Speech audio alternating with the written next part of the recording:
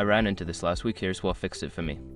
If you're looking to switch your mobile number from E to Vodafone, follow these steps to make the process smooth and straightforward. Step 1. Request a PAC code. To start the porting process, you need to get a porting authorization code PAC from E. You can do this by calling their customer service or texting PAC to 65075. Step 2. Sign up with Vodafone. Once you have your PAC code, sign up for a new plan with Vodafone. You can do this online, in-store, or over the phone. Make sure to provide your PAC during the sign-up process. Step 3. Confirm your number transfer. After signing up, Vodafone will confirm your number transfer. This usually happens within a few hours, but it can take up to a day. Keep an eye on your email for updates.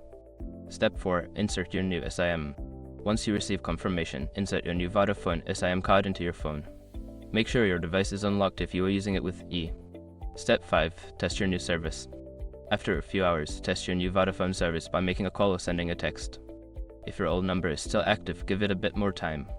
Sometimes the transfer can take longer than expected. Switching your number can feel a bit daunting, but following these steps should make it a breeze. Good luck with your new Vodafone service.